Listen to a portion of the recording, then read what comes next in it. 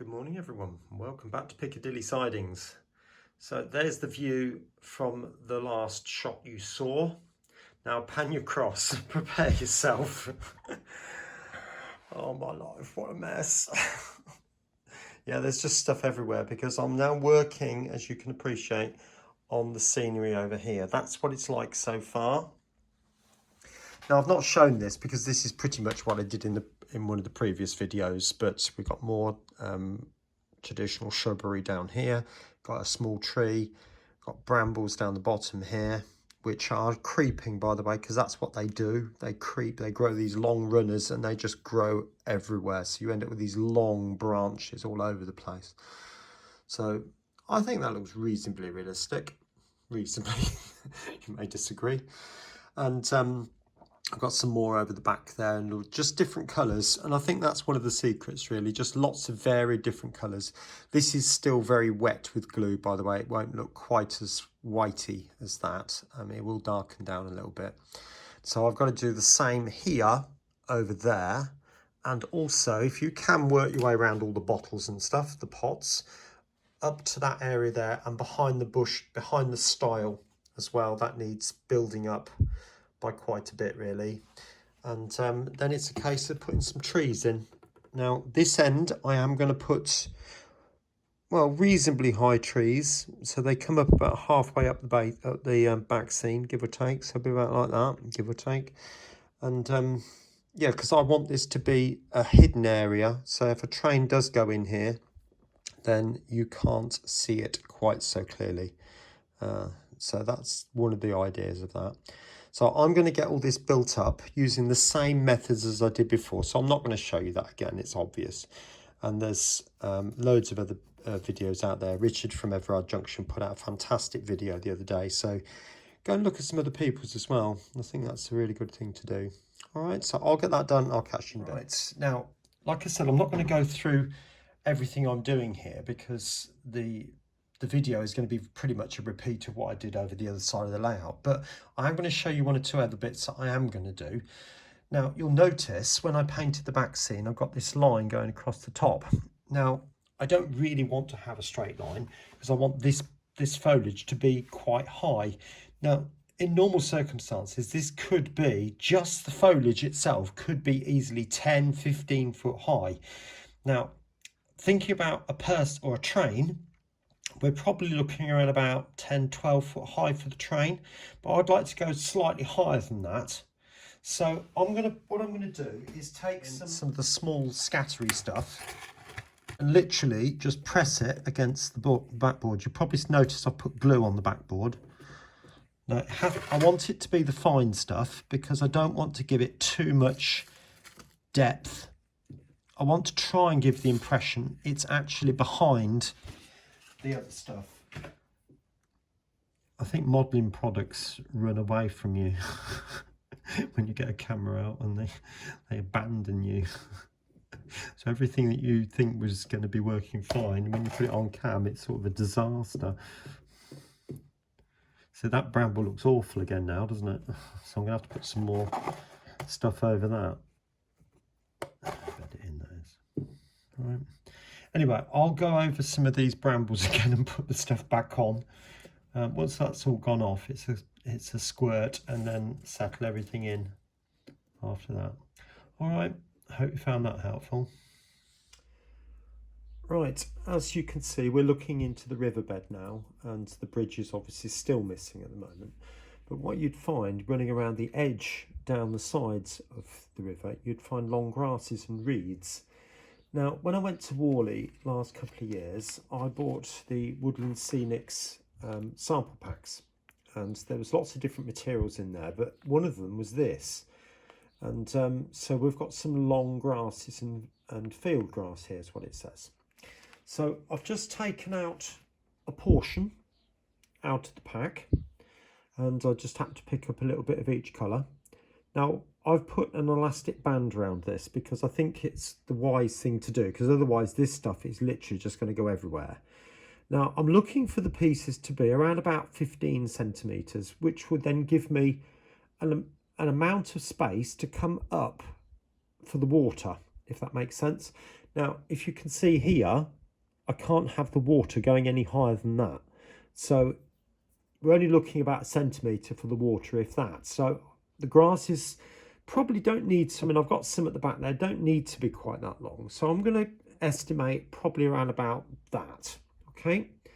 So if you've never done this before, I'm going to take that, obviously with an elastic band round, and cut just like that. Like so there. And all I'm going to do is literally just plonk that down. Now I am going to move a few and put them down a bit more like that. And that's it. I'm not going to touch it, just leave it. And when the water goes in, the water will then encompass around them, and I think it could look quite good. Now, what I don't want to do is put them every millimetre all the way down. I am going to put in a few more, but I think less is more in this instance. So I'll probably put a couple more around this area here and some down there, but not many more than that really. Might be some a little bit around the island bit when I put that in. Right, so there we are so far. I'm not going to show you up there yet, but I've got to the point now where I'm evaluating the situation and thinking, well, there's some parts of it that just don't look right. Like, for example, there's a blank bit. Now, I want soil in there, but they're sort of shiny, so that's not going to work very well. So I'm going to put some sand and compost mix over that, and then hold it on a piece of paper and then blow it in. If you remember, like I did with the brambles, but also looking for a similar thing there. So I'm literally just fault finding. Now, there's a couple of bits here. Could do with some 6mm grass tufts, maybe. A couple more along here, that sort of thing. Maybe another one in that area just there. And I'm literally just going around the layout, trying not to show you too much, but some more in this area here maybe. Sorry about my finger there. There's some slightly dead parts, so I'd like to emphasize those a bit more and just make them a bit taller, that sort of thing. Sorry I'm being a bit secretive, but I'll show you the rest in a bit. So I'll get those done and I'll come back to you shortly. Now I do realise in another scenery video this is a slightly odd section, but at the end of the day these add to the scenery, so I thought I might put it in. As you appreciate, I've got a few of these on the layout. There's well, 4 actually, not a few. And you can see I've literally just painted it the basic colours. Now I've done the wood a very grey colour, and I'll darken that down a little bit on some of them. Okay, so to me, I could just leave it like that, but to be honest, it doesn't look massively realistic. So a few things I need to do. Now I'm going to go in with a bit of orange first of all. Old rust goes dark brown and new rust is light. So on the top area, just a few on the top surfaces, I'm just literally just going to dab on a few orange spots. Not very many. Okay, just on the top surfaces, and I have a little bit down there. And again, not everywhere, just a little bit here and there. So be a bit there. Give a bit more. And I'm using this straight out the pot. A bit more there. Just I'm going in with some white, which is some of this Mr. Hobby, which is something I just got from my local model shop. Now there's 2 things I want to do with this, and I want to put in some streaking. I don't know what it is, it's oxidization or maybe, or something like that.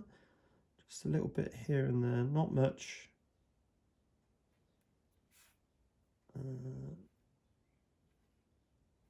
Something like that. Okay, and then I'm going to wash the brush and then pick up a watered down version of it and then brush it down the side. In fact, that's not enough. Let's put a bit more on that and then just wash it with the brush. So you get this bleaching effect, if you like. I do want them all different. I don't want all the buffers to be the same. So I'm literally just putting it in odd places. Okay, so that's where we are at the moment. Turn the light on. So it's all a bit patchy at the moment. So this is where the Nernala comes in. You have to be careful, otherwise the lid's quite on quite tight, and it will literally go everywhere if you let it. And trust me, I have. So all I'm going to do is literally just brush it into particular areas, not going everywhere. So I do want to leave some of the orangey bits on there, because the actual colour of the paint is another colour indeed, if that makes sense. So like that, over the wood. Now this particular one I'll make a bit darker. It's not gone a lot darker, but a little bit.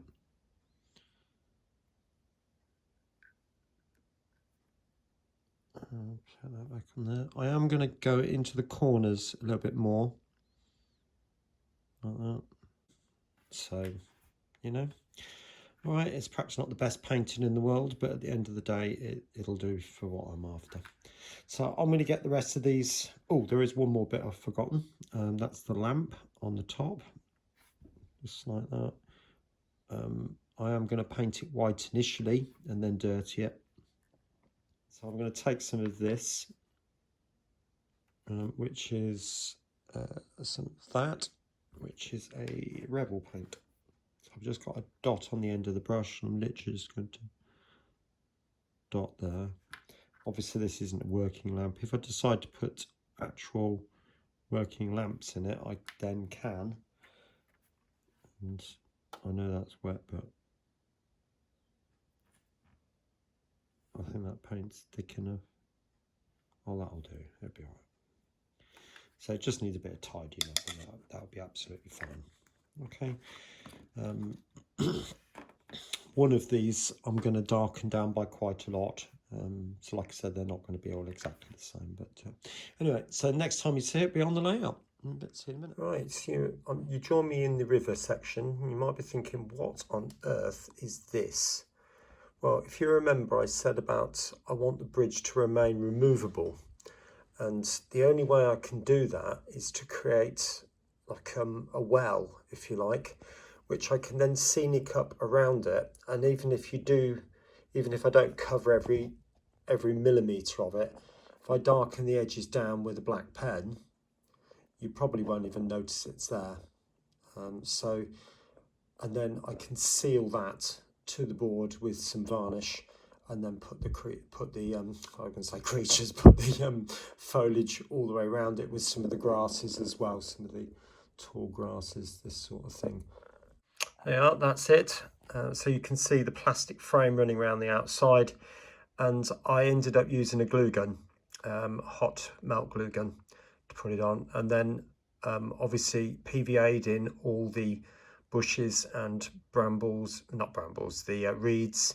And then you might think, well, what's all the white stuff? Well, it's actually matte varnish, which actually isn't very matte, to be honest. It's quite satin-like, but it's for a river and it'll be all right. So all I've just gone around, that's for a sealing coat to seal the surface, and also particularly to seal this up, and then the bridge will literally just drop in as and when it's appropriate. Okay, I thought I'd show you the next bit. I've actually done some of it already. The reason I just wanted to check out, see if I was happy with the way it was going to work, but it seems to be right. So I'll show you on this track, and I'll zoom in a bit when I come to do it. But I've mixed up two colours in here, and that is some raw umber. The brands are available clearly, as is brown violet from Vallejo. Again, lots of other brands are available. And also a little bit of white emulsion in the lid. I've chosen emulsion purely because it's thin. There's no real pigment to it, so it should do exactly what I'm after. But I'm painting the sleepers.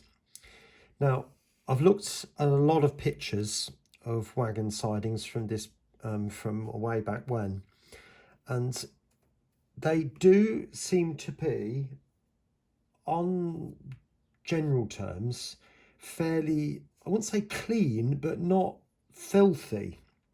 You can see the wood, you can see the colour of the wood, and you can see the colour of the ballast. Now, I am going to use grey ballast, so I'm literally just going to paint the wooden part up to the chairs. Chairs being the metal bits that hold the track in. Now, this just happens to be the brown violet, but any of the colours are valid. Like that. Take a bit of the brown. This is a bit thick, actually. I need to water that down a bit. But you can get the idea. So I'm literally just dabbing a bit of that on. Yeah, it's definitely too thick. And again, over the outside. Now, this will dry pure matte, so there's no problem with that. Brushing it on both sides of the sleepers. We're only really after catching the top. Okay, so dry the brush off a bit and then pick a bit of white on the brush. And I'm literally just going to streak a bit on. Not too much. In fact, that is a bit too much. That's it, that's better. It's literally just blend it in. Right, now for the final scenes then. So what have I done in this video? Well, if you look at the track, that's been painted, the sleepers and also the sides of the track, and it's running beautifully. I can't argue with that. Trains are running beautifully, even the little packet. I think that does look an awful lot better. I'll take you up here, look that way. Quite like that view there. You can see all the tracks sort of merging into one there. Quite like that. Now we're going back this way. Not a lot's happened on the scenery front at this end, but somebody made a comment regarding weeds, and there would be weeds around the bottom of the posts. And that's right, there would be. So Jack, this is for you. So hopefully that meets your satisfaction. Try and sharpen that up a bit. Oh, if I go in the right settings, wouldn't it? There you go. So just scroll you down. So not every post has got weeds on it, but quite a few have. And so that was done with the field grass. And just cut off a tiny portion, glue them in, and then I snip them afterwards with a pair of nail scissors. All right, so this area here now where the stile is, it's all been built up. There's a new tree gone in there. The back scene does need adjusting in different places. I might lower this scene here to make this lot sort of take priority, if you like. Right, coming down now to this part here, there's the buffers that I put in at the beginning, or a little way into the video, showing the back of those. So they've turned out reasonably well. When the track's ballasted, of course, there'll be an awful lot more grass going in. Going into the river scene. So, me personally, I quite like it, particularly with the lone tree.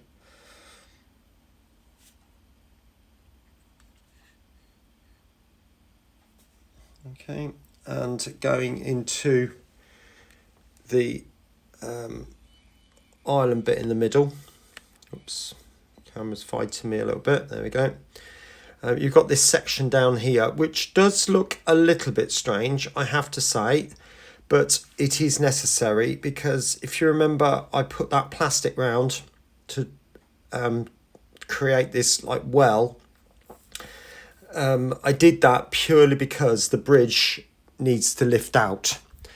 There is a point motor going to go in here eventually, whatever type it will be, and it's going to be very difficult to get to that if that bridge doesn't come out, whereas the others, if I scan you up, won't be a problem because it will be easy to get under the boards. So even these two are at the front, so I can gain access even in front of the cupboard. These ones over here again won't be a problem. I mean, even if I do need to move this cupboard, it comes out very easily. It's only held in with a few screws, so it won't be an issue. But that one would be. All right, so that's the reason I need to lift it out. And also the back seam needs to be repainted, so it's got to come out for that as well, isn't it? But anyway, so that's that bit. Yeah, teasing you a little bit more. I've got long grasses in here and here now, and over there. All right, pulling back.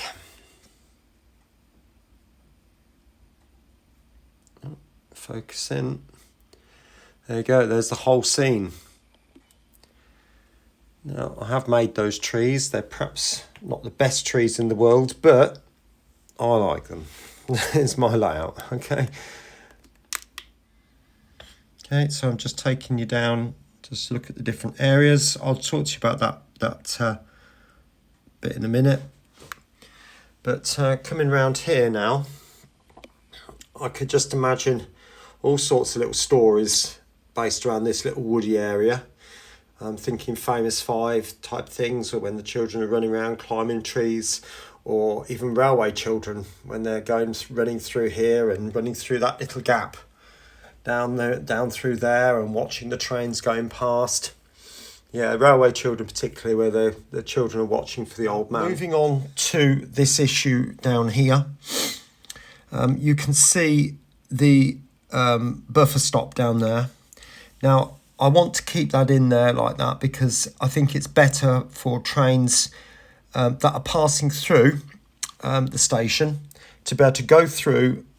When I say at speed, I'm not talking about at speed, I'm talking about moving, if that makes sense.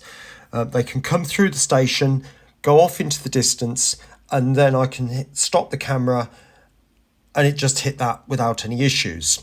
If I have to press the brakes, I get the squeal of the brakes, both from the 66 and also from the 158. And it would not sound natural at all, okay? It would only be running for literally a second or two and I'd stop it. So it shouldn't damage the train at all. Now, that is quite unsightly. So what I'm suggesting is, and I want your opinions, that I put a bridge going through here and it comes out over there.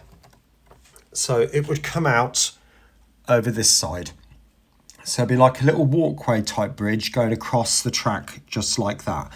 Now, what I'm thinking of is a Monet type bridge. If you're familiar with Monet's paintings, he did some in his garden, or quite a few in his garden, with a particular type of bridge.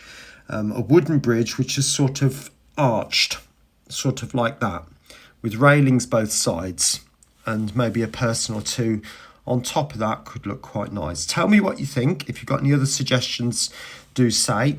I'm not going to go for a tunnel because I don't want to raise the ground at the back end. And I think it would just, a tunnel to be effective would need to be at least this high. That makes sense. And I'd need to do some dramatic work to change the scenery because all this would need to be built up, going up to the tunnel both sides. And no, it's not going to happen. So I think a bridge would be an easier option. And I could hide that buffer stop without too many issues there. Tell me what you think though. Right, anyway, that's it for the time being. I'll just pan you across just to get a final look of the whole scene. I'm liking the way it's all coming along now. Okay, anyway, the videos are appearing on the screen now. The top one will be how I did the scenery up here, weeds, weeds, weeds. And also the bottom video will be another one in the Piccadilly series. All right, take care of yourself and I'll see you next time. Bye for now.